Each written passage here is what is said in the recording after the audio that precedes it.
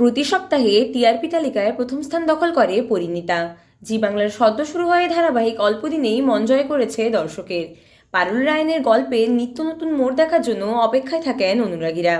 শত চেষ্টা করেও কিছুতেই ভাব জমে না পারুল রায়নের। পারুলকে স্ত্রী হিসেবে মেনেই নেয় না রায়ান, কিন্তু পরিবারের বিপদে একে অপরের সঙ্গে জোট বাঁধতেও ভোলে না। শ্বশুরবাড়িতে এসে অনেক অপমানের শিকার হলেও নিজের বুদ্ধিতে বাজিমাত করছিল পারুল। সংসার সামলে কলেজেও ভালোবাসা পাচ্ছিল সে, কিন্তু সংসার তার কপালে সইল না।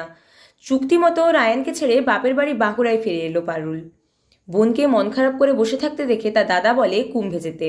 পুণ্যস্নান করলে মনের কষ্ট নাকি দূর হবে। এদিকে ভাই বোনের সঙ্গে রায়ানও কুম্ভযাত্রার পরিকল্পনা করে।